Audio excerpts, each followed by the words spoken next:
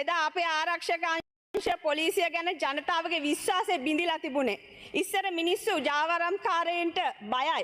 Call එකක් දෙනකොට පොලිසියට ඒගොල්ලෝ හිතනවා පොලිසියෙන් Taman දීපු කෝල් එක පිළිබඳව අර ජාවාරම්කාරයෝ දැනුවත් කරයි කියලා.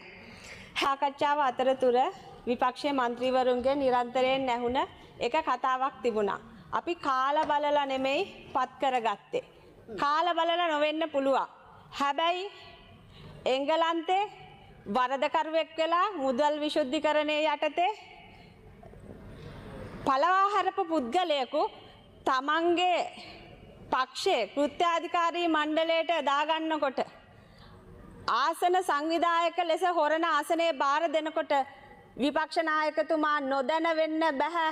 ඔහු මේ තරම් වරදකරුවෙකු වෙලා රටකින් පිටුවහල් කරපු අයෙකු බව.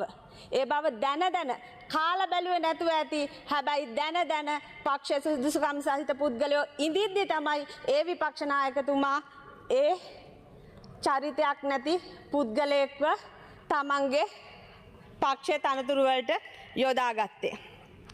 අපි විනය ගැන ඊයේ විපක්ෂ නායකතුමා කතා කරන්න පටන් ගත්තා.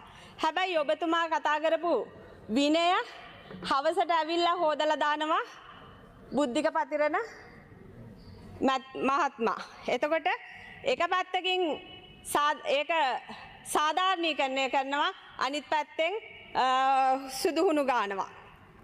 අපි මේ චරිත් අබේසිංහගෙන් අහන්න කැමති ඔය සල්ලි හොයාගත්තේ අහිංසක අම්මා තාත්තගේ දරුවන්ගේ විස මද්‍රව්‍ය පොවලා ඒ මිනි මරලා පාතාලයට සම්බන්ධ වෙලා ඒ හොයාගත්ත මුදල් නේද අර හොරන ඉන්න කාන්තාව ගෙන්නලා බැල්ලපිටිය හෝටලයකට ආණ්ඩුවට එරෙහිව වොයිස් කට් දෙන්න, වීඩියෝ ක්ලිප් හදන්න, තෙල් පෝලිම් මවලා ඒ පෝලිම් වල ඉඳලා මාධ්‍යවේදීන්ට ඒ වොයිස් කට් ගන්න කියලා වියදම් කරපු සල්ලිත් අර කියපු පාතාලෙන් ගත්ත අල්ලස්වල මුදල්ද කියලා අපි චරිත්ගෙන් අහන්න කැමතියි. හොරන ඕල්ට වඩා හොඳ එදා ඉඳලා දේශපාලනයේ නිරත වෙච්ච සංවිධායකවරු ඉන්නද්දි තමයි මේ විපක්ෂ නායකතුමා එයාව උඩින් බැස්සුවේ හොරන ආසනයේට. අපි ලැජ්ජ වෙනවා. හොරනට මේ වගේ පාතාල අපරාධ සමග සම්බන්ධතා තියෙන මිනිස්සු ගෙනහලා තමන්ගේ පක්ෂවල තනතුරු දීම සම්බන්ධව.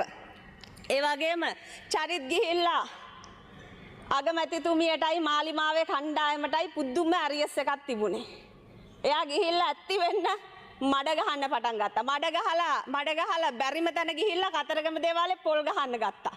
චරිත් ගහපු පොල් ගෙඩියේ ගෑනු දම්මලා මාලිමාවේ ගෑනුන්ට ගහපු පොල් ගෙඩියේ ඒක බෑයක් ඇවිල්ලා චරිත්ගේ ඔළුවටම ආපහු පත බෑ වුණා. කරන කලට ඔව් දිට්ඨ ධම්ම වේදනීය කර්ම කියන්නේ ඒවා තමයි. කරන කලට පව් මීරිය මීසේ විදින කලට දුක් දැඩි වේ ගිනිසේ. අද විපක්ෂයට වෙලා තියෙන්නේ ඒක තමයි. ගොනා පසුපස ගමන් කරන කරත්ත රෝදේ වගේ තමා කරපු පව් තමා පසුපස ගමන් කරමින් ඉන්නවා. මේ බේබිලට ඇහෙන්න ඕනි තාජුදීන්ගේ අවසන් මොහොතේ පණ අදිනකොට ඒ ඇහිච්ච වේදනාව මේ බේබිලාගේ කන් වලට ඇහෙන්න ඕනි. එක්නැලිගොඩ ඝාතනයේදී ඒ වේදනාව මේ බේබිලට ඇහෙන්න ඕනි. ඒගොල්ලන්ගේ අම්මලට ඇහෙන්න ඕනි. පාස්කෝට් ප්‍රහාරය පොලිටිකල් නැරටිව් එක හදනකොට ඒක ප්ලෑන් කරනකොට ඒකෙන් ඒ අහිංසක අම්මා තාත්තා දරුවෝ ආදරවන්තයෝ විදේශ රටවල් වලින් ආපු මිනිස්සු මැරෙනකොට ඒගොල්ලන්ගේ විලාපේ මේගොල්ලන්ට රව් පිළිරව් දෙන්න ඕනි. ඒ විතරක් නෙමෙයි. අද ඒවා ප්ලෑන් කරපු අයගේ බිරින්දෑවරු අම්මලා ඉබාගාතේ ඇවිදිනවා. අද ඒගොල්ලන්ට ඒ පව් පටිසන්දීලා තියෙන්නේ. එදා පල්ලි ඇහුණ විලාපය අද මේගොල්ලන්ගේ ආත්මය ඇතුලේ දෝංකාර දෙන්න පටන් අරගෙන. ඒ වගේම එදා අපේ ආරක්ෂක අංශ පොලිසිය ගැන ජනතාවගේ විශ්වාසය බිඳිලා තිබුණේ. ඉස්සර මිනිස්සු ජාවාරම්කාරයින්ට බයයි. කෝල් එකක් දෙනකොට පොලිසියට ඒගොල්ලෝ හිතනවා පොලිසියෙන් Taman දීපු කෝල් එක පිළිබඳව අර ජාවාරම්කාරයෝ දැනුවත් කරයි කියලා. හැබැයි දැන් අද වෙනකොට ඒ පොලිසිය පිළිබඳව තියච්ච විශ්වාස බංගත්වය නැති වෙලා ගිහිල්ලා තියෙනවා. අද පොලිසිය විශ්වාස කරන්න පටන් අරන්. ඉස්සර හැංගිලා ඉඳපු පොලිස්පතිවරු හොයන්න පොලිසියට යන්න සිද්ධ වුණා. පොලිසිය ගිහිල්ලා පොලිස්පතිව අත්අඩංගුවට ගත්ත රටක්. බන්ධනාගාරයේ ප්‍රධානියා බන්ධනාගාරයේ ගත්ත වෙලා ඉන්න රටක්. ආරඑම්බීගේ ප්‍රධානියා ඇතුලේ ඉන්න රටක්. පාස්පෝර්ට් ඔෆිස් එකේ ප්‍රධානියා ඇතුලේ මේ කරපු වංචා දූෂණ අල්ලස් මේ සියල්ලටම ගරු මන්ත්‍රීතුමිය තව විනාඩි 2ක් කාලයක් එහෙම රටක් තමයි අපි මේ විනයක් සහිත ශිෂ්ට සම්පන්න ලෙස පොහොසත් රටක් බවට පත් කරමින් යන ක්‍රියාන්විතිය ආරම්භ කළා ක්‍රියා කරගෙන යන්නේ. පොලිසිය ස්ථානාධිපතිවරු 180ක් දේශපාලන පත්වීම් මත පත් කරපු රටක් මේක. පොලිස්පති කියනවා දෙන්නයි මට පත් කරගන්න පුළුවන් වුණේ අනිත් ඔක්කොම දේශපාලන පත්වීම් කියලා.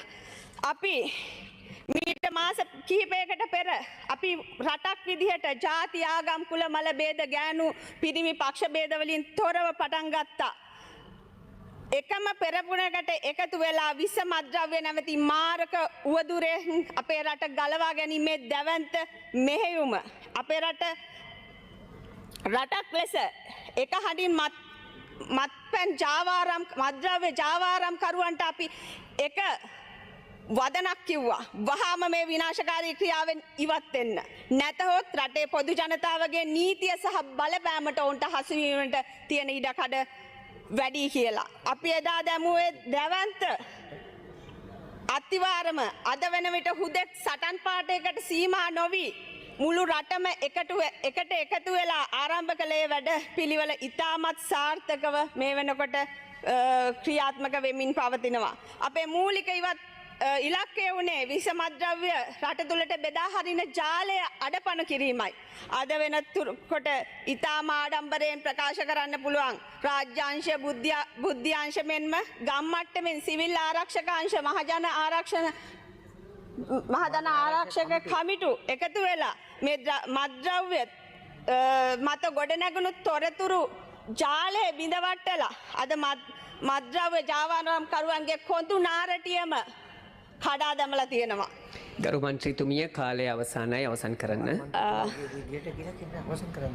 ඒ වගේම අපි මේ වෙනකොට රටක් විදිහට එකට එකතු වෙලා එකම පෙරමුණකට ඇවිල්ලා මිස මද්‍රව්‍ය වලින් අපේ රට මුදවාගෙන අනාගතයේ දිනක අපේ දරුවන් නිදහස් සෞඛ්‍ය සම්පන්න මතින්තර සුන්දර දේශයක ජීවත් වෙන විට ඒ වෙනුවෙන් අතීතයේ දවසක මේ මුළු රටේ මහත් ජනතාව ප්‍රසාදය පළ කරાવી අපි ගත්ත තීරණ රට අනුවටද කියලා අල්ලගත්ත ස්ලෝගන් එක සුද්ධ කරමු කියද්දි මේ අශිෂ්ට පාර්ලිමේන්තුවේ තිබිච්ච ඒ විනය නැති අශිෂ්ට ගරු මන්ත්‍රීතුමිය අවසන් කරන්න. සුද්ධ පවිත්‍ර කරලා මාලිමාවට ආණ්ඩුවක් හදාගන්න දුන්න රට මේකට කියන ස්ලෝගන් එකත් අපේ රටේ ජනතාව බෙහෙවින් ස්තුතියි ගරු මන්ත්‍රීතුමිය. හොඳ රටක් ගොඩනගමු කියලා